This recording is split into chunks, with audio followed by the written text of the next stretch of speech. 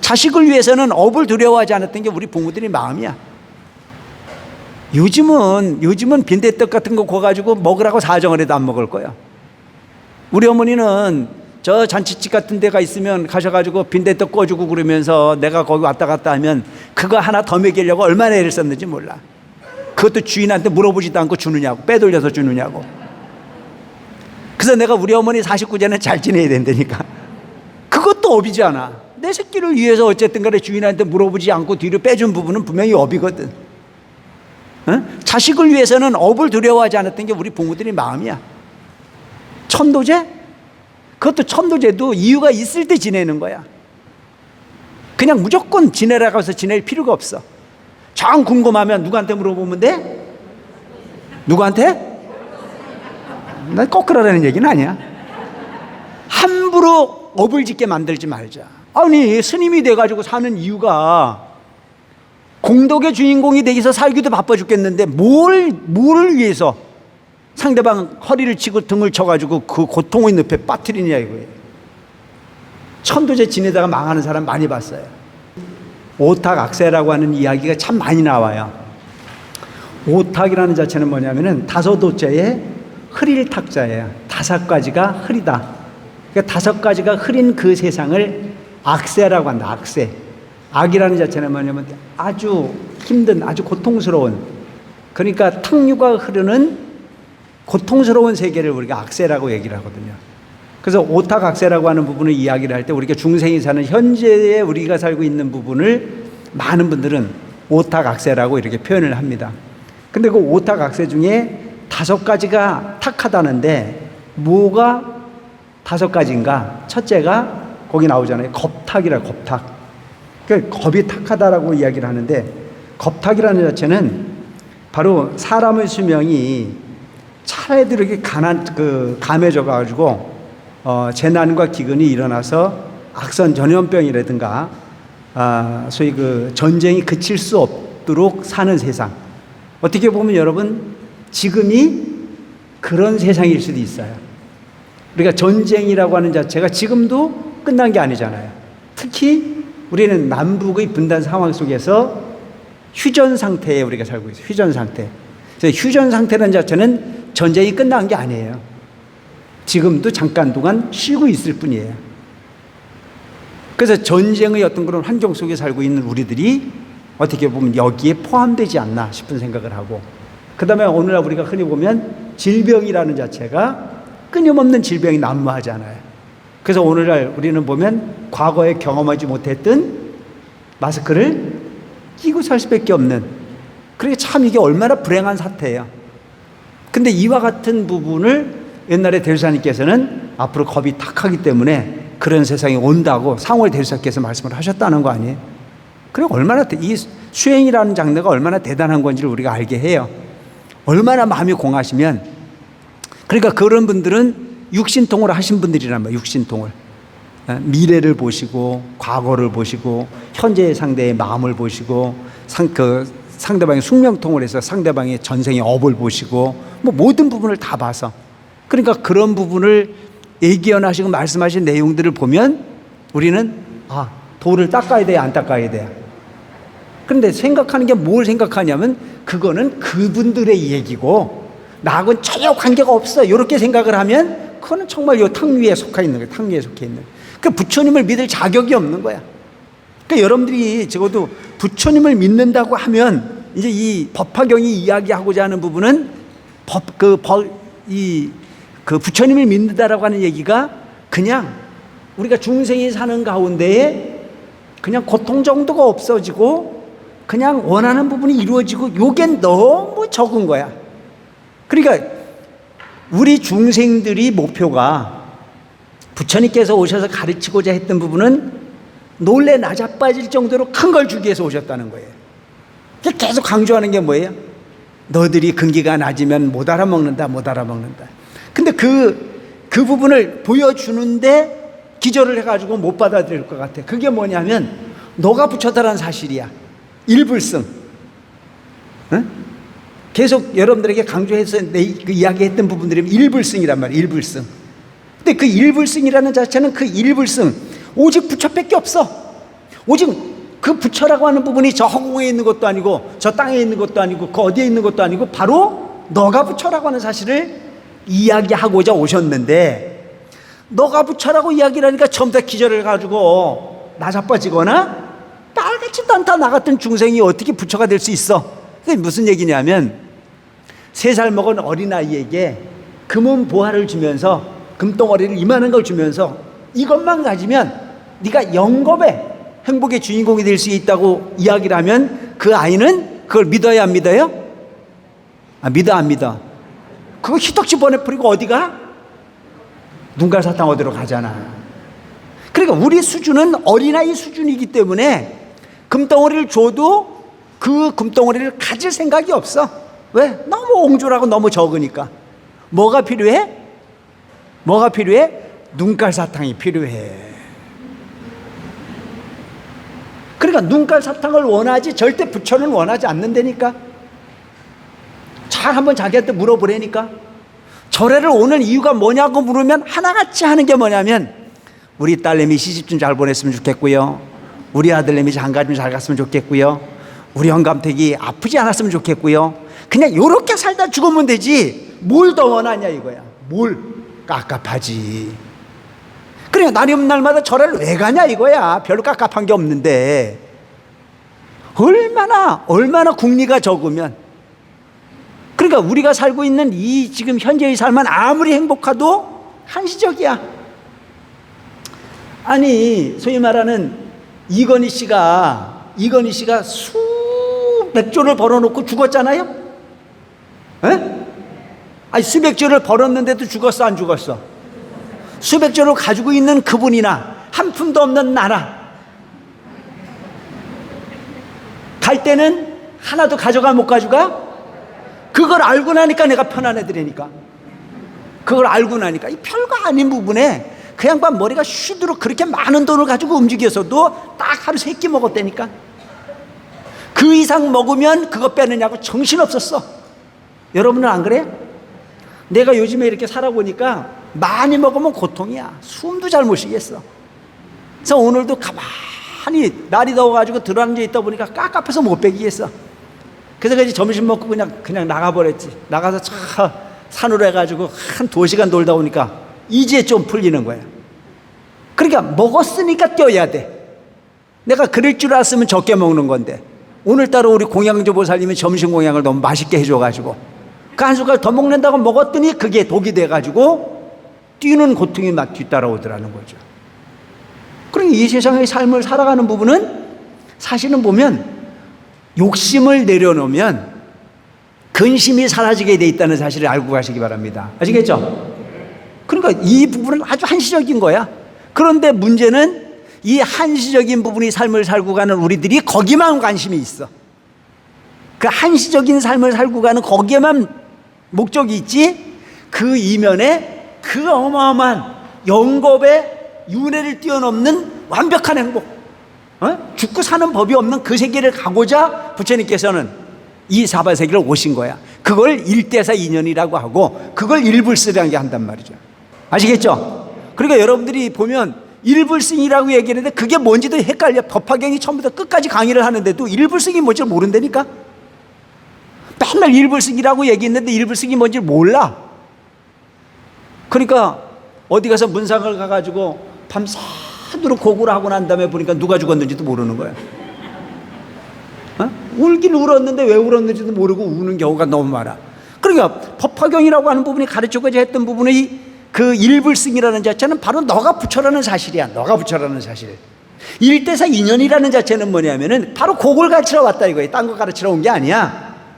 그럼 그 전에 부처님께서 적어도 몇십 년 동안을 법화경을 설하기 전에 한 40년 동안을 설하신 경전의 내용은 뭐냐? 일불승을 가르치기 위해서 근기를 성숙하게 하기 위한, 그러니까 계속 내가 설명을 드렸잖아요. 대학 과정을 가져야 전공을 하는데 전공을 가지고 밥을 먹어. 밥 먹고 살 수 있는 방법은 전공 갖고 밥을 먹고 살 수밖에 없어. 그런데 전공 과정 가기 전에 우리는 수십 년 동안을 유치원, 초등학교, 학원, 고등학교, 대학도 가가지고 전공을 바로 가르쳐 주는 게 아니고 2년 동안을 선필을 가르쳐서 그 근기를 성숙하게 해서 2년 정도 돼야 전공을 들어가가지고 가르쳐 준단 말이죠. 그러니까 그러면 어떤 어리석은 사람들은 뭐라고 그래? 그거 필요 없으니까 난 전공만 하면 된다, 이렇게 생각하는데 그 근기가 성숙하지 않으면 전공을 받아 먹을 수 없기 때문에. 그래서 부처님께서는 계속 설명했던 게 뭐냐면 아니다, 아니다. 이 근기는 너희들이 아무리 내 법을 많이 들었어도 이거를 받아 먹을 수 있는 근기가 될 수 있는 사람 몇 명 안 된다, 이런 얘기. 금덩어리를 줬을 때 그 금덩어리를 주고 놀래나 자빠져. 여러분 이런 거예요. 본인이 가난한 줄 알았는데, 그래서 너무 찌질이도 가난하게 살았는데 어느 날 갑자기 부자 아버지가 턱 나타나가지고 내가 너 아버지야 라고 나타내서, 거꾸로 이제 다시 설명한다면, 몰랐는데 어느 날 이건희 같은 사람이 딱 나타내가지고 내가 너 아버지야, 그럼 믿어 안 믿어? 뒤로 나자빠져서 놀래 안 놀래? 놀래잖아요. 근기라고 하는 부분이야. 그런 근기를 성숙하게 한 과정이 성문영각 보살의 삼승의 과정을 설한 과정이었다.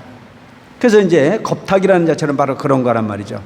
이렇게 소위 사람의 수명이 아주 차례차례로 감해져 가지고 재난으로 인하거나 소위 기근으로 인해서 또한 그 악선 전염병으로 인해서 그 탕류에 흐르는 그런 게 여러분 요즘 불안한 거예요. 불안한 게 뭐가 불안해요? 언제 죽을지 모르잖아요.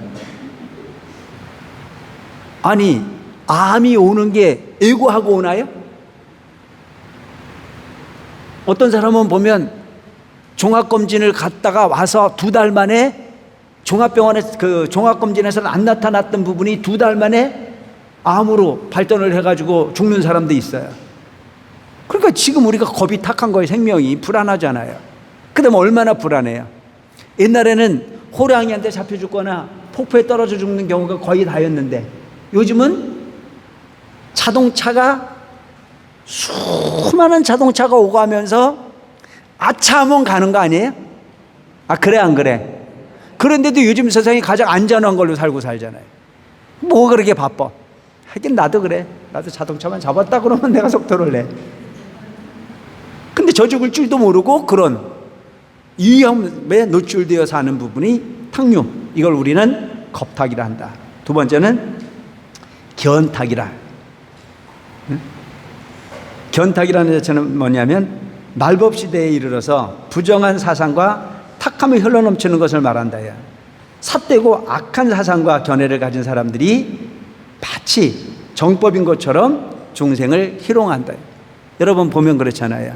요즘에 너무나 많은 종교들이 종교의 기능을 합니까? 사기의 기능이나 합니까? 종교가 사람을 편안하게 해주기 위해서 존재하는 게 종교가 되줘야 돼요. 사람을 행복하게 해줘야 되는 게 종교의 역할이에요. 근데 요즘 보면 뻔히 아무 일 없는데도 불구하고 천도제를 지내래 안 지내래? 응? 천도제를 안 지내면 금방 난리가 날 것처럼 사기를 치는 경우가 너무 많아요. 그러니까 뭐 이 세상이 반드시 이 종교라고 하는 부분이 보면 그 견해가 탁해져 가지고 거기 또 쏘가 넘어가는 놈이 얼마나 많은지 몰라. 그러니까 잘 되면 짓하시고 안 되면 그러니까 이제 지나가다 보면 도를 아십니까? 하고 접근을. 그 접근을 해가지고 하는 얘기가 되거나 안 되거나 두 가지 중에 한 가지거든요. 근데 여러분들이 가장 약한 것이 누굽니까? 자식이잖아요.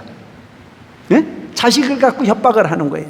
네가 내 말을 듣지 않으면 네 자식한테 아주 어려운 일이 생길 수도 있다. 그럼 이건 안 들은 것만 못해. 자식한테 어떤 문제가 생길 수 있다라고 하는 경고를 받고 나면 그때부터 마음이 약해지기 시작을 해. 긴가민가 해가지고 애가 가다가 돌뿌리만 차도 가슴이 철렁 내려앉아가지고 문제고, 차를 타고 가다가 차가 덜컹 해가지고 목이 약간 이상해졌는데도 그거인 것 같고. 근데 이 풍진 세상에 여러 가지 부분이 현상은 있을 수 있는 부분인데도 그런 거에 넘어져가지고 조금만 문제가 있으면 이게 천도제 안 지내면 큰일 날 것 같아가지고 걸려 넘어져서 헤매는 사람들이 많아. 그러니까 며칠 전에 제가 방송국에 갔던데 그 방송국에서 한 얘기는 어떤 얘기가 나오냐면 이게 참 심각한 부분에 견탁이야. 견해가 탁해지면 우리는 지금부터 견해가 탁해지는 부분을 막는 가장 좋은 방법은 욕심으로부터 자유로운 여러분들이 되셔야 된다는 사실을 알고 가시라는 얘기입니다. 아시겠죠? 욕심으로부터 자유로워라. 그냥 거저 가피를 입으려고 하는 것 자체가 욕심이라는 얘기예요. 그래서 욕심이 많은 사람들이 이 종교 저 종교 팔려다니. 요즘 종교라고 하는 종교가 안 되는 종교가 없어.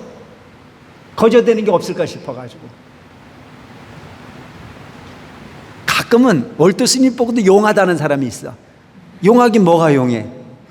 법칙과 원리를 그냥 가져갈 뿐이지 나는 아는 바가 없어. 미안하지만 백자 한 잔만 그러면 깜깜하게 똑같아. 큰 스님 옆에 모시고 있다고 도가 절절 터지는 것도 아니더라니까, 살아보니까. 근데 그때는 그게 다인 줄 알았거든. 그 지금 생각해보면 참 후회스러워. 물론 그 큰 어른을 모신 부분이 공덕은 있어. 공덕은 있다고 생각해. 근데 그 공덕과 지혜는 달라. 그러니까 공덕이라고 하는 거 우리가 잘 새겨있다. 공덕. 공덕이라는 자체는, 공이라고 하는 부분은 뭐냐면 악함을 그치는 거예요. 그러니까 공은 일체의 판단을 유보하는 거예요. 아주 청정함. 그러니까 우리가 생각이라는 걸 일으키면 그 일으키는 것 자체가 거의 인간의 이기적 욕심으로 일관하는 게 우리들이 생각이잖아요. 생각이 일어나는 부분에 배려가 우선되는 부분 거의 없어요. 우선 내 이익을 우선하죠. 그래서 공이라고 하는 자체는 바로 악함을 끊어내는 거예요. 악함의 업을 끊어내는 부분이 공이야. 덕이라는 자체는 선을 쌓는 거예요. 착함을 쌓는 거예요. 그게 공덕이야. 악을 끊어내고 덕을 쌓는 부분이 공덕이라 볼 수 있어. 그러니까 공덕은 될 수 있어. 그럼 여러분들이 절에 와서 어떤 말로 공덕을 줘요? 첫째는 악함. 이 도량 위에서 부처님 생각하고 악을 생각하는 사람 없잖아요. 부처님 생각하면 악을 끊어내는 부분의 본질이 바탕을 이루어. 그리고 선을 바탕으로 공양을 올리거나 선을 바탕으로 뭐를 해요? 보시를 하거나 선을 바탕으로 공덕을 줘. 내가 몸을 희생한단 말이죠. 그래서 이 도량에 많이 들어와서 있으면 있을수록 뭐가? 금묵작이라. 향을 가까이 하면 향내가 배이고 먹을 가까이 하면 먹물이 들듯이 자꾸 와서 담그라 이거예요. 흰 분필을 검은 잉크에 담궜다 꺼내면 다 검어진 것 같아요. 속은 허예요. 담궈두면 그 먹물이 배어서 나중에 부러뜨려서 속을 봐도 검어질 때까지 가야 되는 부분에 이치가 있다. 그러니까 여러분들 시시때때로 이 탕류가 흐르고 있는 견해가 탁한 이 환경 속에서는 정법을 오랫동안 수지하는 부분에 회의가 필요하다. 그리고 여러분들이 절에를 올 때는 빨리 와야 되고 집에를 갈 때는 어떻게 가야 돼? 안 해. 근데 거꾸로잖아. 절에를 올 때는 천천히 와. 왜? 법회 시간 기다리기 싫다 이거야. 참 몰라도 너무 몰라. 좀 미리 와가지고 부처님한테 눈 맞추고 앉아서 관세음보살 청정한 마음을 만들어가기 위해서 고요한 마음을 만들어 놓고, 그 고요한 마음을 만들어 놓고 난 다음에 스님이 법문을 한번 들어서 그걸 받아들이면 훨씬 더 가치가 있을 건데, 올 때는 꼭 반야신경 하는 것도 싫어. 다 끝나고 가야 돼. 야근 고양이 밤눈 어두운 거지. 그걸 왜 그렇게 살아? 반야신경 한 번을 하고 안 하는 거에 따라서 어마어마한 차이가 있어. 그걸 간단히 여기지 말라는 얘기입니다. 뭔 얘기인지 아시겠어요? 그걸 습을 들이는 거예요. 내가 자꾸 그리고 여러분들이 경전을 한번 읽거나 이런 부분들이 보면 혼자 하는 거하고 같이 하는 거 차이가 어마어마하게 달라. 1000명이 모이면 운이 달라진다는 얘기가 있어요. 그걸 운짐이라고 한단 말이에요. 도움으로 하는 부분들이 그만큼 중요해. 한번 여러분들이 경험해 보면 알 거예요. 집에서 밤새도록 혼자 고요한 상태에서 기도를 하는 거하고 절에 와서 기도를 하는 거하고 같아요, 달라요? 달라요. 그렇기 때문에 부처님도 1250의 비구를 기본 단위로 두고 간 이유가 있어. 그래서 부처님께서는 1250의 비구가 뭐예요? 스승이라고 그랬단 말이죠. 승단이라고 하는 부분은 스님만이 아니에요. 부처님이 가르침을 서로 의지해서 듣고 아는 부분이 모임, 이거를 우리는 승단이라고 얘기한다는 거죠. 모여야 되는 거예요. 그 모임 가운데 뭐가 있어? 스승이 있단 말이죠. 그래서 1000명이 모이면 거긴 반드시 운이 와서 거들게 돼 있어요. 호법신장들이 가문하게 돼 있는 이치가 있어요. 그래서 옛날에도 보면 저 중국 같은 데서 보면 꼭 스님들이 한 1000명씩 모여 살았어요.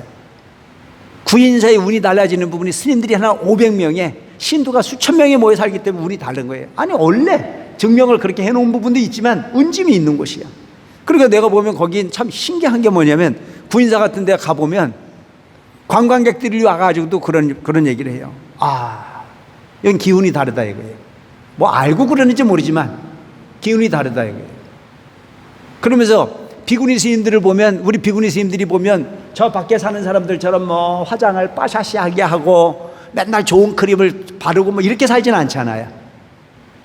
맨날 그 뒤집어 쓰고 나가가지고 농장 가서 일하느냐고 정말 일주일 단위로 당번이 돌아가거든. 너무너무 힘들게 살아. 우리 비구 스님들은 그분들은 훨씬 더 편해. 비구니 스님들이 정말 힘들게 살아.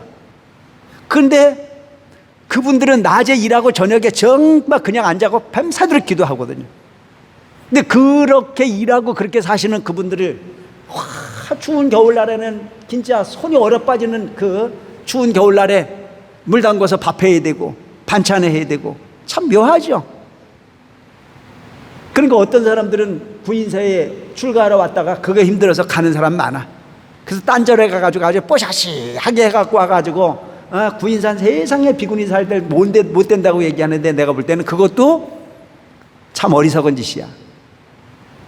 돈은 그렇게 겉으로 폼생폼사하는 게 도가 아니야.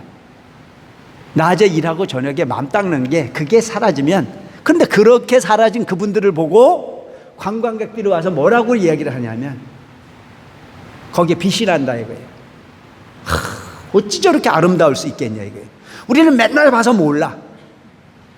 근데 관광객이 어쩌다 한번 오면 그 눈에는 그게 보이는 거예요. 다르다 이거예요. 저분들은 그냥 사람으로 보이지 않는다 이거예요. 천상에 있는 사람들이 내려온 것 같다고 말하는 사람이 있어요. 그래서 내가 겉으로는 안 물어보고 속으로 지가 천상을 가봤나. 근데 그 부분은 가보지 않아서도 어떤 거에 느낌이 그렇다는 얘기예요. 느낌이. 그러니까 그런 부분들이 기운에 바로 마음 쓰는 거에 따라서. 그러니까 겉으로 보여지는 눈으로 보는 부분하고 마음을 쓰는 부분의 차이가 그렇게 많은 거다. 그래서 가끔 제가 그런 얘기를 하잖아요. 마음이라고 하는 부분이 본질이다 이거예요. 좋은 음식을 먹으면 육신이 편안하고 얼굴이 뽀샤시할 것 같아도 그렇지가 않아요. 마음이 편안해야 그런 현상이 오는 거란 거죠. 나름은 날마다 고깃국만 얻어먹는 놈하고 내 손으로 벌어서 내가 아주 행복한 마음으로 나물죽만 끓여 먹는 사람이 있다면 나물죽 먹고 사는 사람이 훨씬 더 편안하고 훨씬 더 있어 보이게 되는 거예요. 얻어먹는 놈은 아무리 좋은 걸 얻어먹어도 절대 만족이라는 게 없기 때문에 괴로울 수밖에 없어요. 그렇기 때문에 우리는 육신이라는 자체는 마음의 그릇이다. 마음이 편안하면 그릇은 저절로 청정이 되어 있다는 사실을 알고 갈 필요가 있다. 그래서 여러분들이 반드시 이 견탁이라는 자체는 뭐냐면 욕심을 삼가한 있는 그대로의 세상을 볼 줄 아는. 그래서 여러분 앞으로 절대 거저되는 세상은 존재하지 않는다는 사실을 알고 가시기 바랍니다. 아시겠죠? 그래서 제가 방송국에서 들은 얘기가 바로 그 얘기예요. 그 얘기가 뭐냐면 가면 절인 줄 알고 갔더니 꼭 푸닥거리를 하라고 가르치고, 절인 줄 알고 갔더니 전바치고, 절인 줄 알고 갔더니 무당이더라고요. 그게 이제 경제적으로 부유해지잖아요. 등을 쳐가지고 그걸 만들어 가니까, 없는 것도 만들어 가지고 가니까. 근데 거기에 속아 넘어가는 사람은 어떤 사람들이냐? 욕심이 많은 사람이 속아 넘어가지 욕심이 없는 사람은 그거 썩어 넘어갈 일이 아니다. 천도제? 그것도 천도제도 이유가 있을 때 지내는 거야. 그냥 무조건 지내라고 해서 지낼 필요가 없어. 정 궁금하면 누구한테 물어보면 돼? 누구한테? 난 꼭 그러라는 얘기는 아니야. 함부로 업을 짓게 만들지 말자. 아니 스님이 돼가지고 사는 이유가 공덕의 주인공이 되기 위해서 살기도 바빠 죽겠는데 뭘 위해서 상대방 허리를 치고 등을 쳐가지고 그 고통의 늪에 빠뜨리냐 이거예요. 천도제 지내다가 망하는 사람 많이 봤어요. 또 어떤 종교는 보면 어떤 사람들은 보면 모집책을 만들어 가지고 가서 천도제 받아 갖고 오면 천도제 받아 갖고 온 사람한테 수당을 줘요. 그러니까 지금 전문적으로 그렇게 하는 데가 많아. 어딘지 가르쳐줘? 그 정도로 내가 볼 때 심각한 이 종교가 지금 병들어가고 있다는 얘기야. 완전히 막 말 같지도 않은 부분으로 다 끌어다가 너무나 많은 종교가 난무하고 가는 부분이, 그게 지금 여기서 견해가 탁해지는, 사기 어떤 진리가 아닌 부분을 가지고 진리를 속여가는 부분이 탕류가 흐르는 세상, 우리가 살고 있는 세상이란 말이죠. 그래서 견탁이라고 해요. 그런데 여러분, 여기서 이게 보면 중생의 근기가 그래. 본인이 뭔가 조금 기도를 해서 아는 법이 생기면요, 지가 부처가 다 된 걸로 착각하는 사람이 많아. 그래, 옛날 상월 대주사님께서도 그런 말씀을 하셨거든요. 선입자 불급이라. 그러니까 대주사님께서 깨달음을 얻고 난 이후에 구인사에 그 신도들을 불러드릴 때, 제자들을 불러드릴 때는 그냥 와서 4박 5일만 기도만 딱 시키면 그때 아는 법이 막 생겼어요. 다 아는 법이 생겼거든. 그러니까 그때는 막 법을 퍼준 거예요. 그러니까 예를 들어서 지금 문성 스님 같으신 분이 그렇게 말씀을 하시잖아요. 그 당시에 대중들이 쭉 앉아 있으면 당신이 막 법설을 하시는 거예요. 대주사님께서 막 법설을 하시다가 그 당시에 문성 스님 보고, 그때 문성 스님 호가 임이었어. 비군이야. 그때 문성 스님은 뭐라 한 분이냐면 대주사님은 공양주야. 그 공양주로 앉아서 그래도 뭐 공부를 하는 부분은 그때는 차별이 없었거든. 그 법설을 하고 있다가 말고 임의가 해. 그럼 임의가 완전히 막 조사 스님이 하신 말씀을 똑같이 하는 거야. 막 아는 법이 생겨가지고.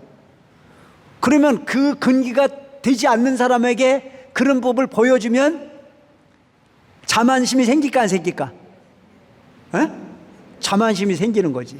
그러니까 막 힘이 막 넘치고 아는 법이 생기고 막 몰랐던 게 다 알아지고 막 다 생기니까 무슨 생각이 들어요? 당신하고 나하고 동창생이라 이거야죠. 그러니까 그 이튿날 나가고 박 선생, 대주사님 보고 당신하고 나하고 동급이라.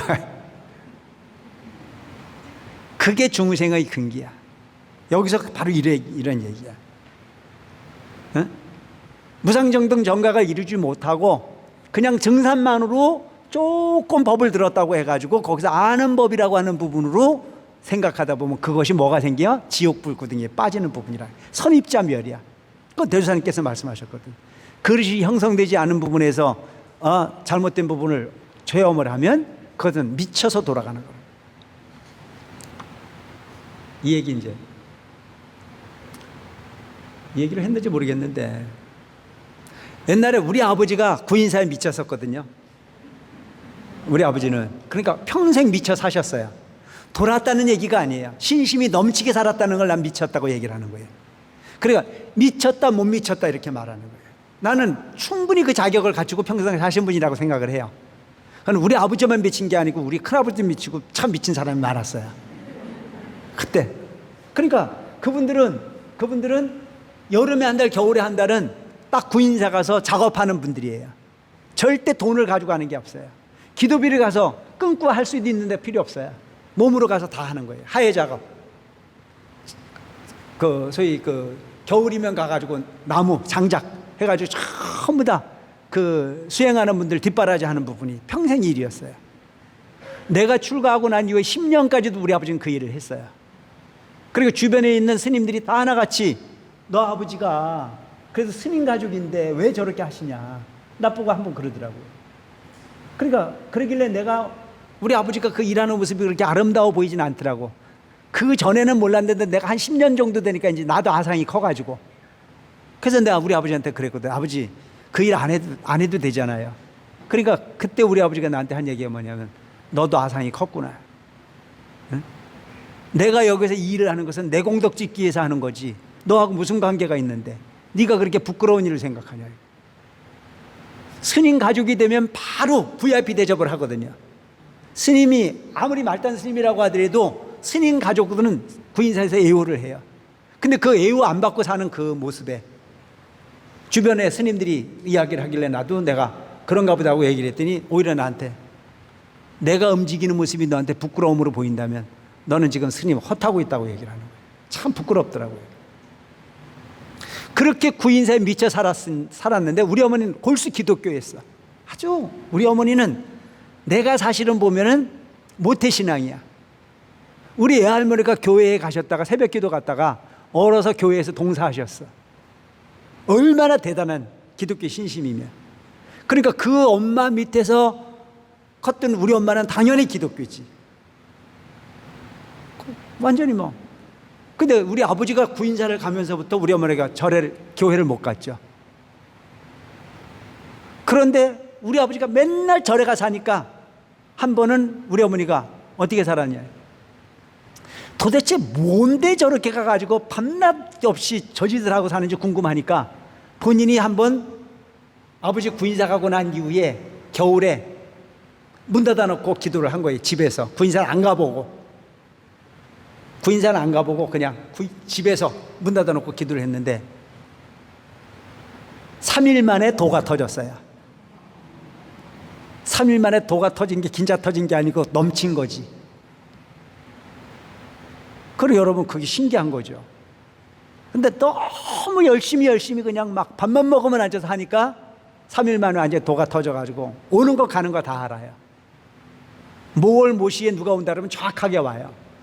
아주 귀신같이 알아. 내가 볼 땐 무당이 된 거야. 응? 아는 법이 생겼단 말이죠. 근데 신기한 게 그때 우리 어머니가 우리가 5남매인데 딴 형제들 말은 안 들어요. 근데 꼭 나한테는 엎드려 절을 해요. 우리 엄마가 나한테 절을 해. 그러면서 그 당시에 뭐라고 하냐면 너는 내 아들이 아니라 이거예요. 응? 너는 내 아들이 아니고 아주 큰 집에 어마어마한 큰 집의 주인이 된다 이거예요. 그게 그때 그 말 했던 게 지금 맞지 않아 내가.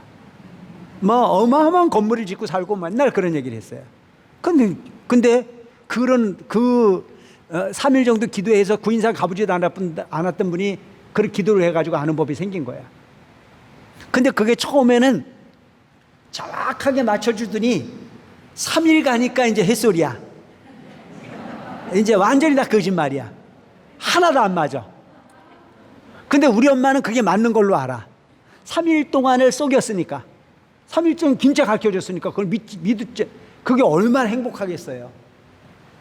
다 있으면 상대방 마음이 다 보이고 다 보이니까 얼마나 좋았겠어요. 그래서 3일 지나고 나니까 완전히 헛바퀴를 도는데 뭐 이건 이제 내가 볼 때 완전히 미친 거예요. 엄마가. 그래서 이제 구인사에 계신 아버지한테 연락을 했더니 데리고 들어오라래요. 그래 버스를 타고 가는데 버스에서도 입을 가만히 안 두니까 도저히 뭐 어떻게 할 수가 없어. 딴 형제들은 듣지도 않고 내 말만 들으니까 내가 이제 우리 어머니를 모시고 구인사를 가는데 그 당시에는 길이 험했어요. 그래서 충주까지는 그냥 갔는데 충주서부터는 노선버스를 탈 수가 없어. 하도 난리를 치니까. 그래서 돈도 없이 충주에서 택시를 대절해 타고 그 비포장도를 돌고 돌아서 남한강을 거슬러서 몇 시간을 거쳐가지고 구인사를 갔어. 갔더니 우리 아버지하고 우리 계산팀들이 그 당시에 아주 그냥 하해 작업에 그냥 구인사에 미친 사람들이 거기 깨모여 살았거든.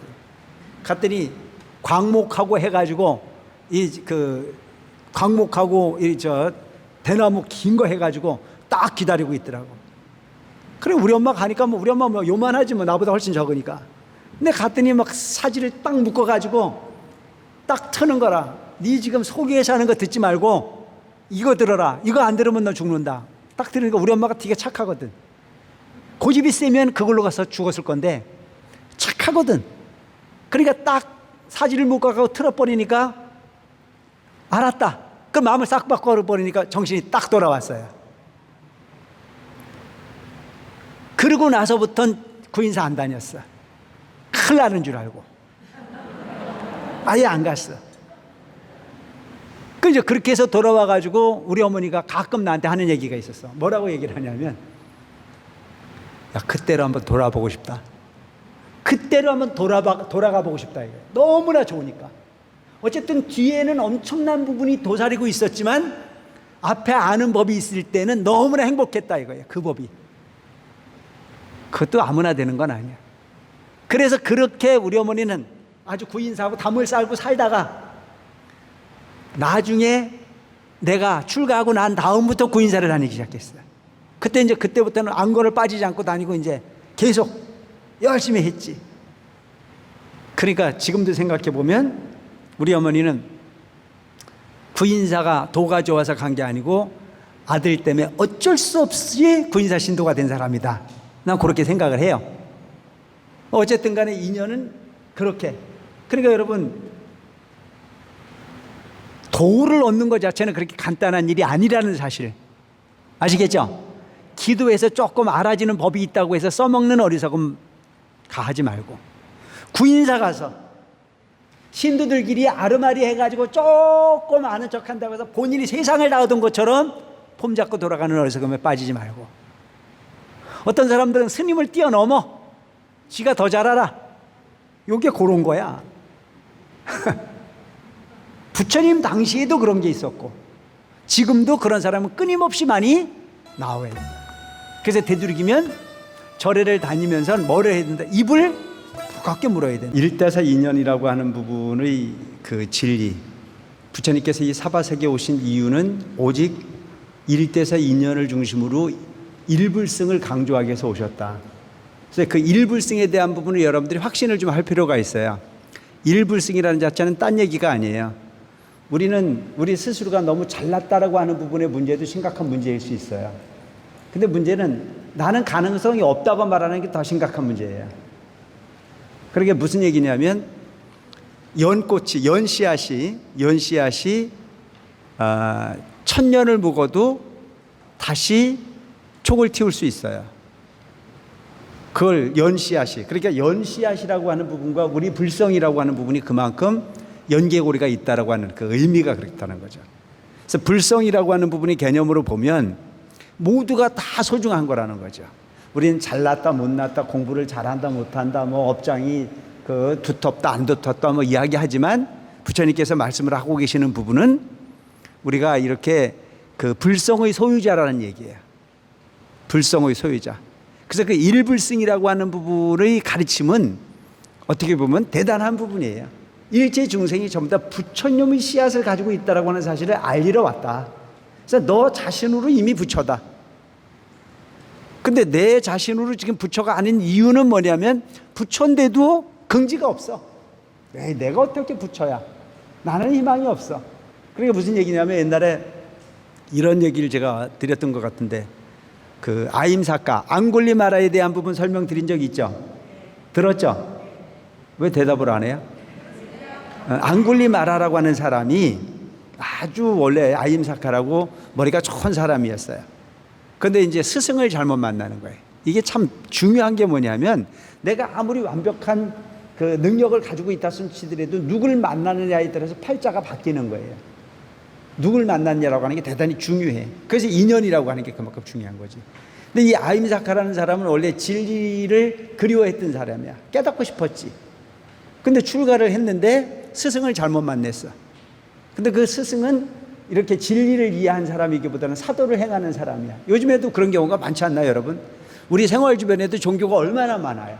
근데 그 종교들이 보면 진정 인류를 위한 종교가 있는가 하면 인류를 착취하기 위한 수단의 종교도 있잖아요. 그 종교를 잘못 믿어가지고 가문이 멸망을 하거나 멸문지화를 하는 경우도 생기고, 재산을 탕진하는 경우도 생기고, 또 종교를 잘못 선택하는 이유 하나만으로 형제지간에 물고 뜯고 싸워야 안 싸워야? 나는 엔수도 그런 엔수는 못 봤어요. 종교가 다르다는 이유 하나만으로. 그럼 여러분, 종교라고 하는 부분이 우리 삶의 목적이 되어야 됩니까? 우리 삶의 윤활유 같은 행복의 방법이어야 됩니까? 에? 여러분들은 그렇게 생각하죠. 그런데 잘못 인식하는 사람들은 종교의 노예가 되기를 원합니다. 종교를 위한 삶에는 없다라고 주장하는. 그거는 지금 이 자리에 앉아있는 분들이 생각할 때는 말도 안 되는 소리라고 생각하지만, 거의 종교는 그런 종교가 많습니다. 그러니까 종교가 우선이에요. 그러니까 종교가 우선이기 때문에 형제도 버리고 가족도 버리고 심지어는 남편도 버리고 뭐 이런 경우들이 왕왕 생기지 않습니까? 그러니까 종교가 그만큼 무서운 거란 말이죠. 그 당시에 그 아임사카라고 하는 그 사람도 종교를 잘못 선택한 거예요. 잘못된 스승의 문화에 출가를 하죠. 근데 그 문화에서 공부를 제일 잘해. 머리도 좋고 잘생기고 뭐 그러니까 그 스승의 능력을 뛰어넘을 만큼 모든 부분을 다 이렇게 능력을 안배를 해요. 그런데 그런 환경 속에서 그는 스승을 의심하지 않아요. 스승의 가르침이라는 자체는 한 번도 의심한 바가 없어. 그렇게 마음이 이제 굳은 사람이죠. 그런데 그 스승의 아내가 이 아임사카를 너무 좋아해요. 스승의 아내가, 소위 말하는 사모님이 수제자를 너무 좋아해가지고 이제 아임사카를 유혹을 하는데 아임사카가 안 넘어가요. 내가 의리가 있지, 내가 절개가 있지, 어찌 감히 스승의 아내를 탐할 수 있겠냐. 거리를 두죠. 그렇지만 계속 스승의 아내는 아임사카가 너무 좋아. 그래서 그 기회를 엿보는데 기회가 오지 않죠. 어느 날 그 스승의 무리들이 수련을 떠나는 겁니다. 이런 우리 한여름 같은 부분 수련대 같은 걸 떠나는 거죠. 그러니까 본래 머물렀던 도량을 떠나서 멀리 호연지기를 해서 이제 길을 떠나요. 근데 아내는 도장을 지켜야 된단 말이죠. 그런데 이 아내가 그 수련을 떠난다는 얘기를 듣고 자기 남편한테 주문을 합니다. 아임사카를 두고 가라. 내 혼자 이 도량을 지키는 건 어렵다. 그러니까 그 스승은 아내의 부탁을 거절하지 않죠. 그래, 그럴 수 있다. 그래서 아임사카를 남겨두고 모든 그 소위 제자들과 스승이 이제 길을 떠나요. 길을 떠나가지고 수개월 동안을 유행을 하고 이제 돌아오는데 그 수개월 동안에 이 스승의 아내는 아임사카를 끊임없이 유혹하지만 아임사카는 눈도 깜짝 안 해. 근데 사람이 보면 못된 일들을 하는 경우들이 가끔 생기는 게 뭐냐면 분명히 아주 심각한 범법행위를 해놓고도 그걸 덮기 위해서 또 다른 그 범법행위를 하는 경우들이 무척 많아요. 우리 생활 주변에도 보면 참 그런 경우가 많아요. 절에서도 보면 못된 짓 한 사람이 어차피 베린 몸으로 또 못된 짓을 더 이렇게 엎어씌워서 하는 경우들이 많아요. 그래서는 안 되는 건데도 불구하고 그분들이 처음부터 나빴던 사람들은 아니에요. 처음에는 그냥 온전하게 가려고 가다가 실수를 하거나 뭘 한 부분이 있거든. 차라리 깨끗하게 내가 실수했다, 다시는 그 길을 가지 않겠다라고 참회하고 반성을 하면 훨씬 더 큰 걸 얻을 수 있어요. 이걸 불교에서 뭐라고 그래요? 참회라고 한다는 거죠. 그런데 그 잘못된 부분을 합리화하려고 또 다른 문제를 불러일으켜서 그 구덩이에 빠지는 경우들이 사실은 무척 많아요. 생활 주변에서는 마찬가지지 않습니까? 뭐 어린 아이들을 길러보면 어린 아이들도 부모님이 항상 정직하라고 이야기를 하는데도 불구하고 안 정직한 경우들이 가끔 있어요, 없어요? 기억이 없으셔? 내 기억으로 더듬어 보면 엄마 아버지한테 거짓말 한 번 하고 나면 또 다른 거짓말이 또 생기더라니까요. 근데 어른들은 다 알아. 근데 그걸 너무 막 이잡듯이 잡으려고 하면은 그 아이는 그냥 거짓말쟁이로 빠질 수밖에 없어요. 때로는 쏘가도 줄 필요가 있다. 그리고 그가 도망갈 구멍을 어느 정도 확보해 주고 그러고 나중에 그것이 크게 부끄럽지 않을 만큼, 크게 돌아서서 물지 않을 만큼의 환경을 조성해 주고 스스로 반성하게 만들어 놓으면 아이 교육이 되는데, 그게 아니고 너무 강력하게 막 몰아붙이다 보면 그 아이는 의지할 구멍이 없는 거죠. 이 세상에 가장 편안한 영역이 부모의 영역이라고 하는 건데, 그 부모도 조금은 융통성 있게 그 아이가 그럴 수밖에 없었다라고 하는 어떤 이런 융통성 같은 것이 필요한 부분이 분명히 있잖아요. 근데 이 아이비사카의 그 소위 스승의 아내도 그렇게 못된 짓을 많이 해놨는데, 이제는 스승의 무리가 돌아오면 자기가 어떻게 할 수 있는 방법이 없어. 그리고 내가 너한테 그만큼 사랑을 줬는데 네가 나를 배신해, 이런 참 묘한 일들이 많이 생기죠. 죄는 지가 져놓고도 상대방을 더 미워하는 그런 경우들이 우리 생활 주변에도 많이 있습니다. 이건 정말 우리가 깊이 있게 잘 생각해보고 넘어갈 부분이 있는 부분인 것 같아요. 그래서 이제 스승의 무리가 돌아온다는 얘기를 듣고 이 스승의 아내는 자기가 자기 몸을 자해를 합니다. 막 머리를 쥐어 뜯어놓고 몸에 상처를 내고 옷을 다 쥐어 뜯어놓고, 그러고는 그 스승의 무리가 돌아왔을 때 거꾸로 스승에게 얘기를 하는 거죠. 저 아임사카라는 놈은 정말 나쁜 놈이다. 당신이 그 도량을 비우고 난 이후에 저놈이 나를 겁탈을 하려고 수개월을 나를 이렇게 볶았다. 지금 당장도 지금 내가 이렇게 상처가 일어나고 이 옷이 찢어지고 한 부분은 내가 저놈의 나를 겁탈하려고 하는 부분을 저항하는 그 환경에서 이런 부분이 경우가 생겼다라고 얘기하거든요. 그래서 아임사카가 그 스승이 아임사카의 행위를 아내로부터 들었을 때 피가 거꾸로 솟지 않겠어요? 세상에 믿을 놈 있어요, 없어요? 그 말만 들으면 믿을 수가 없는 거죠. 그러니까 거기에서 스승이 화가 나는데 이 스승이 아임사카를 제어할 수 있는 능력이 없어요. 그러니까 묘책을 만들어냅니다. 그 묘책의 방법이 뭐냐면 너는 이젠 배울 걸 다 배웠다. 무불통지다. 나를 뛰어넘을 수 있는 능력을 다 가졌다. 그런데 네가 마지막 관문 하나가 남았다. 그 관문의 하나는 99명을 죽여서 그 99명으로부터 죽은 사람의 손가락으로서 100개의 손가락을 완성하면, 그러니까 100명을 죽여서 손가락의 그 손가락을 통한 그 목걸이를 만들어서 완성을 하는 순간에 너는 세상의 모든 걸 얻을 수 있다고 이야기해 주거든요. 근데 아임사카는 그걸 믿는 거예요. 스승의 말에 의심을 가하지 않아. 그때부터 99명을 죽여요. 근데 그 많은 사람을 죽이다 보니까 그런 살인마, 우리가 단 한 사람만 죽여도 뭐라고 그래요? 살인자라고 해가지고 두려워하지 않습니까? 그를 두려워하는 게 어떤 그 흐름 아니에요. 우리 요즘에도 뭐 보면 그런 그 살인의 일을 한 사람들이 뉴스에 막 대서특필이 돼가지고 씻을 수 없는 어떤 그런 그 사회적 물의를 일으키는 경우들이 가끔 있듯이 그 당시에도 사람을 죽이는 것 자체는 극악무도한 행위가 될 수밖에 없었어요. 그래서 그 많은 사람을 죽이고 나니까 이 주변에 사람들이 모이질 않는 거죠. 근데 아임사카는 오직 목적이 하나 있어요. 내가 그들을 죽여도 내가 원하는 부분이 도를 얻으면 그 이상을 이익을 줄 수 있다라고 하는 욕심에 차 있는 거죠. 그러니까 이게 참 사람 생각 하나를 잘못하면 무서운 부분이 경우를 만들어낼 수 있는 게 이게 소위 말하는 종교라고 볼 수도 있고 사상이라고 볼 수도 있는 거예요. 그래서 그 99명을 죽이고 난 이후에 더 이상 사람이 가까이 오질 않으니까 도저히 사람이 없으니까 마지막으로 죽이려고 하는 게 누구냐면 아임사카의 엄마예요. 엄마를 죽이려고 하거든요. 근데 부처님께서 법력으로 그걸 봐요. 세상에 극악무도하고 진리를 잘못 만나서 못된 짓을 해도 저렇게 못될 수 있을까? 그래서 부처님께서 그 자리를 가세요. 남들이 막 만류를 하죠. 거기서 가면 죽습니다.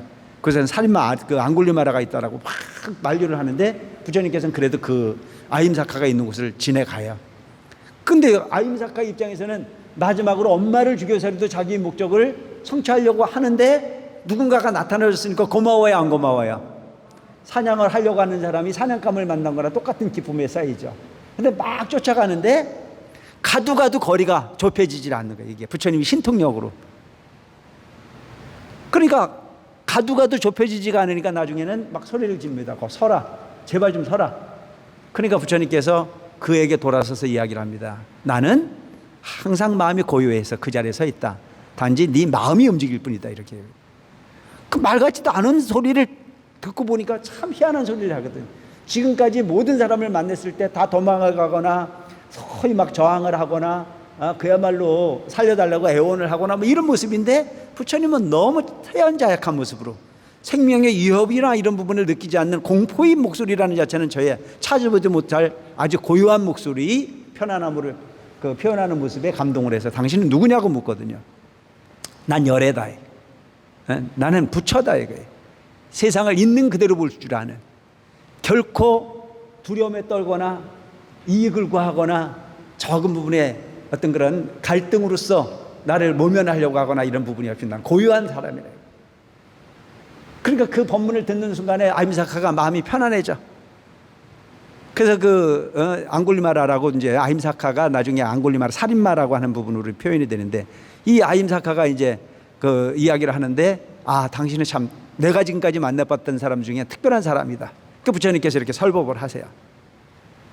그리고 거기다 뭐라고 얘기를 하냐면 부처님 당신을 긴장만 냈으면 내가 이런 어리석음에 빠지지 않았을 건데 이제서 나타났으니 내 지내간 과오를 어떻게 덮을 수 있겠냐. 부처님 제발 그냥 나를 위해서 죽어주세요. 나는 어차피 베린 몸입니다. 이게 문제라는 거예요. 어떤 일이 있어도 개과천선이 참회라고 하는 부분이 나를 다시 태게 한다라고 하는 사실을 잊지 않고 살아야 되는 게 우리 불자들은 도리예요. 세상에 죄 안 짓고 사는 사람 없어요. 세상에 모순 없는 사람 없어요. 부처님과 같은 완벽한 깨달음을 얻기 전까지는 우리는 다 모순의 존재일 뿐이에요. 그 모순이 크고 적음의 차이가 있을 뿐이지. 그래서 아임사카가 부처님에게 그런 이야기를 하니까 부처님께서 뭐라고 말씀을 하시냐면, 그렇지 않다 아임사카야. 네 죄는, 네가 설사 99명을 죽였어도 그 죄는 얼마든지 없앨 수 있다. 그게 뭐 그렇게 엄청난 문제냐. 그러면서 비유를 하건대 여기 1000년에, 아니 수억 년에 암흑의 동굴이 있다고 치자. 한 번도 빛이 들어간 바가 없다. 깜깜한 암흑이었다.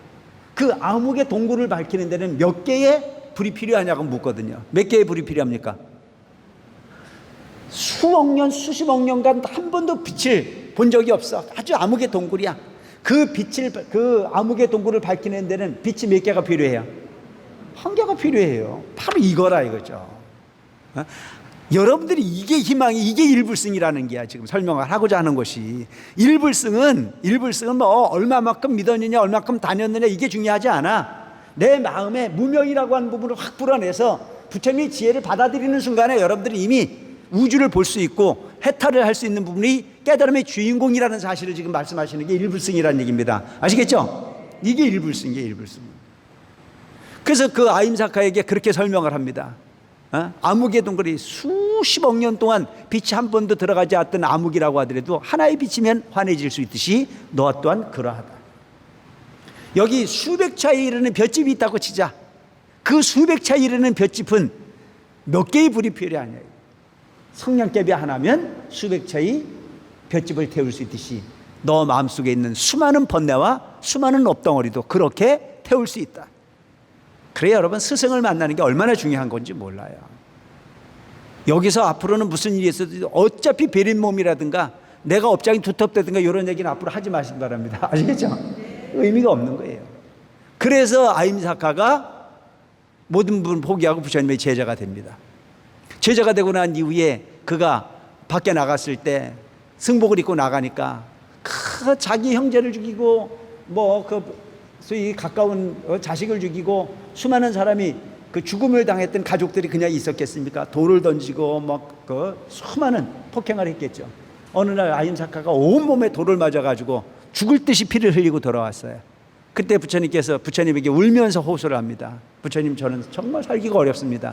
그러니까 그때 부처님께서 뭐라고 얘기를 하냐면은, 그들에게 가서 이야기해라. 난 단 한 사람도 죽인 바가 없다고 말해라. 99명을 죽였는데 어떻게 한 사람도 안 죽였다고 그렇게 때릴 수 있는 게 아니에요.